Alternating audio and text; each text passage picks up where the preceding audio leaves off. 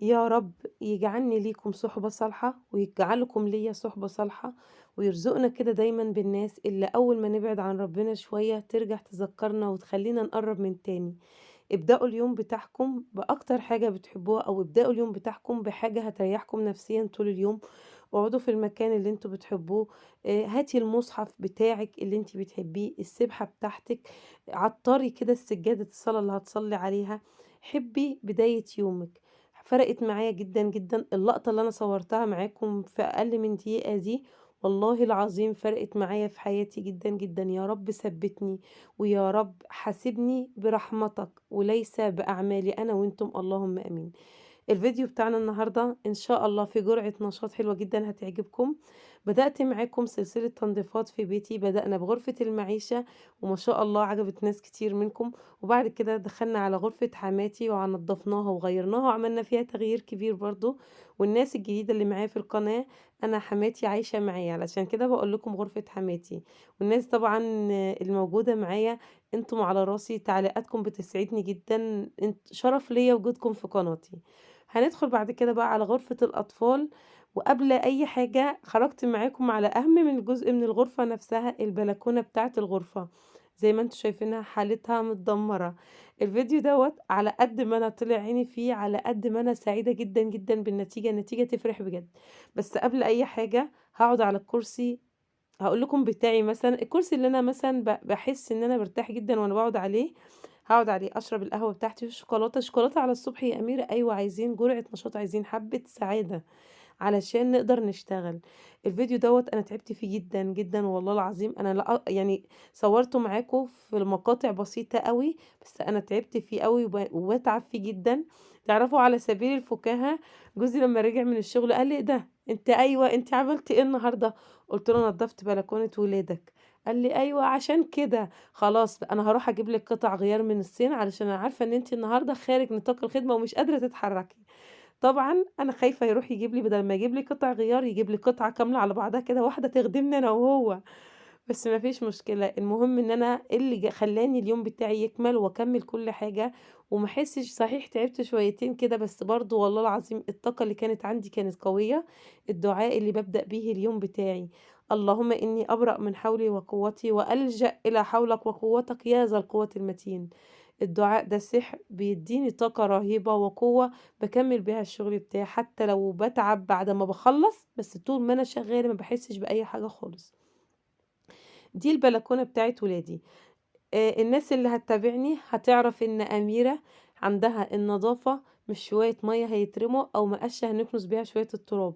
النضافة أسلوب حياة.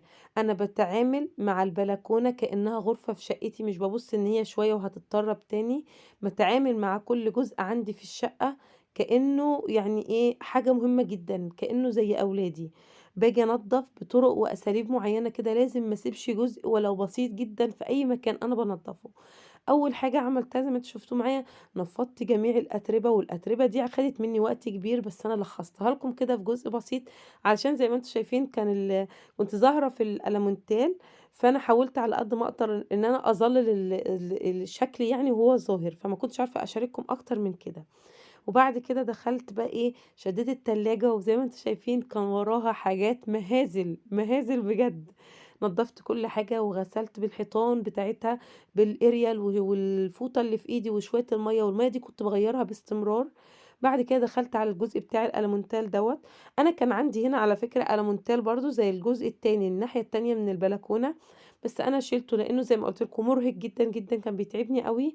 كنت حاسة إن أنا كاتمة الشقة وأنا باحب الهوا كده، باحب لمّا أفتح البلكونة أحس إن الشقة الريحة بتاعتها بتغيّر، باحس إن أنا كده في روح في الشقة، ما احبش الكتمة.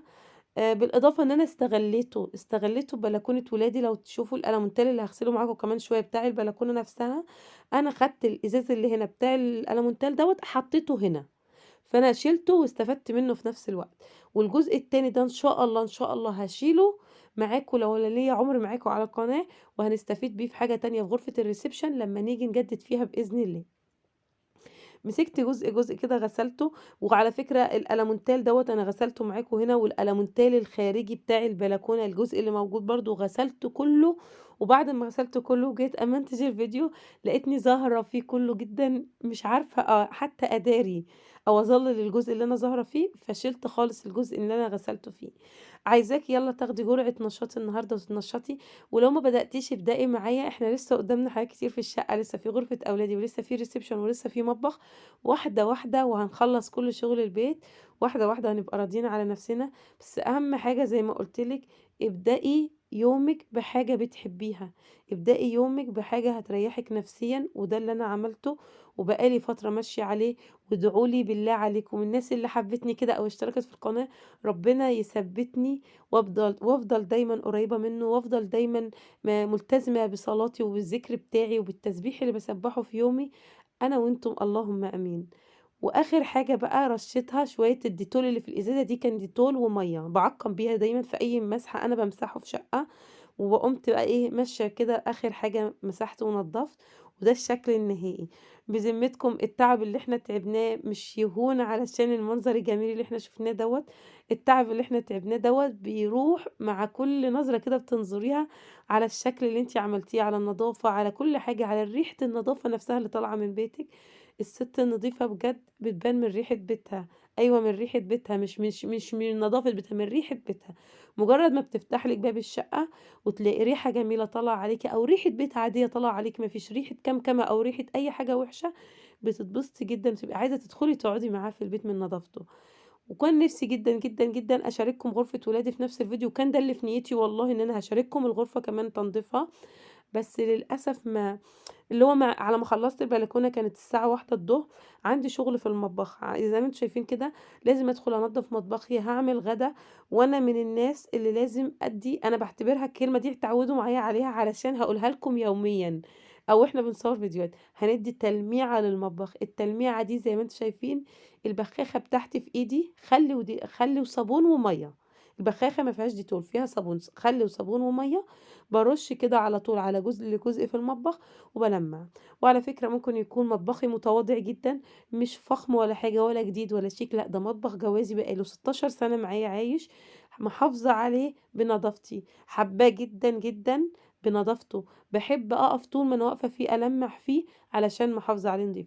لو جالي وقت وكسلت شوية وما كنتش قادرة زي أي حد عادي وما فيش مشكلة إن أنتِ تتعبي شوية وترتاحي، لإن صحتنا برضه مهمة، بس لازم نبدأ تاني ونقول stop ونقطة من أول السطر ونقف على رجلينا ونشوف حياتنا ونشوف بيتنا ونشوف نضافة بيتنا ونضافة أولادنا، علشان دي أساس الحياة، النضافة أسلوب حياة. وهاعمل طبعًا أكل، حطيت اللحمة تستوي، حطيت لها لورا وحبهان وبصل وجزر كده وحطيتها تستوي، وحطيت لها شوية سكر صغيرين علشان تستوي بسرعة. ودخلت على باقي المطبخ، نفس اللي باعمله في كل جزء أنتم شفتوه معايا، باعمله في هنا برضه أهوّة، باقعد أرُش بالبخاخة وأعمل حاجات بسيطة ما بتاخدش معايا دقايق في المطبخ، بس بتفرق معايا جدًا، بتفرق في راحتي النفسية وأنا واقفة فيه، باحس اللي هو قُلت لكم بتحسي إن أنتِ سِت نضيفة، بتحسي إن أنتِ ما بترضيش تُقفي في مكان وِحِش أو مش نضيف. الموضوع مش إن أنتِ هتغسلي شوية المواعين وخلاص ورصيتيهم مكانهم، لأ، الإحساس نفسه بالنضافة وأنتِ واقفة في المكان هتفرق معاكِ جدًا. باكلمكم بكل صدق من قلبي إن أنا ده اللي أنا باعمله في حياتي والله، دي حياتي، حتى لو بييجي لي وقت حماتي الله يبارك في صحتها يا رب ويخليها لينا، بالاقيها غسلت لي الطبقين لو أنا عملت حاجة ولقيتني مش قادرة ودخلت غسلتهم لي اللي موجودين في الحوض، بادخل بعدها باعمل كده، باشيل اللي هي غاسلاه لي وبادّي التلميعة للمطبخ بتاعي كله بالطريقة دي علشان أبدأ شغلي على نضافة وأبدأ يومي على نضافة. عايزة بقى في الفيديو كده بما إني اتكلمت معاكم على كل حاجة باعملها في الفيديو، أشكر جدًا الناس اللي بتتابعني، بجد بتسعدوني أوي بالكومنتات بتاعتكم، بتضيفوا بهجة لقلبي كده وفرح، ربنا يديمكم في حياتي ويرزقكم بالناس اللي بتسعدكم زي ما أنتم كده بتجبروا بخاطري كده وبتفرحوني. الفيديو النهارده كنت حابة جدًا أكمّل معاكم الغدا اللي أنا هاعمله، وكل حاجة في اليوم هتدور كنت أكمّلها معاكم، بس جالي تليفون عارفين اللي هو إيه، أنتم هتشوفوا آخر مقطع شاركته معاكم في عمايل الأكل، يعني كنت أنا خلّصت معاكم المواعين وشاركت معاكم آخر مقطع، وجالي تليفون اللي هو كان لازم أنزل، كان الوقت ده كان الساعة 15:00 لازم أنزل جري، عارفين نزلت جري، لبست ونزلت جري من الشقة، رُحت المشوار اللي أنا رُحته، على ما رجعت كانت حوالي 18:00. ما كانش في وقت خالص بقى إن أنا أكمّل معاكم مقطع الغدا اللي أنا هاعمله، كنت هاعمل لحمة وبسلة و ورُز، فما كنتش عارفة أكمّل معاكم بقى خلاص، الوقت كان ضيّق جدًا والتصوير بياخد وقت، بس إن شاء الله تصوير لسه هنصوّر كتير مع بعض وهنشارك فيديوهات كتيرة مع بعض، وإن شاء الله أصوّر معاكم فيديو تاني بنفس أعمال الأكل وطريقتي في أعمال البسلة والرز. طبعًا كلنا شطورات وكلنا شاطرين جدًا، كلنا أمهات سوبرمان، كلنا شاطرين جدًا وبنعمل كل حاجة في البيت بتاعنا. وأهم حاجة عايزة أقولها لِك النهارده في الفيديو بتاعي، مش معنى إن أنا طالعة بانضّف معاكِ أو باعمل حاجة باقول لِك إن أنا شطورة وأنتِ لأ، أو إن أنا أحسن من أي حد، إحنا كلنا إخوات زي بعض، كلنا بنتعلم من بعض، باقدّم لكم فكرة بسيطة عن يومي، وباستفيد من أي comment منكم أو أي دعوة حلوة حد منكم بيدّيها لي. ثقي دايمًا إن أنتِ عندِك قدرات خارقة، أنتِ بتقدري تشتغلي وتخدميهم وتعملي لهم كل حاجة حلوة وتنضّفي لهم البيت. كلنا بجد بنحاول على قد ما نقدر إن إحنا نقدّم لأولادنا ونقدّم لبيتنا أكتر من قدراتنا والله العظيم. اوعي عمرِك تزعلي إن أنتِ تعبانة شوية أو مش قادرة تعملي وشايفة غيرك بيعمل، لأ أنتِ إن شاء الله ربنا هيدّيكِ الصحة دايمًا وهيقوينا كده ويسعدنا زي ما بنحاول دايمًا نسعد أولادنا وبنقدّم لهم أقصى ما عندنا بجد.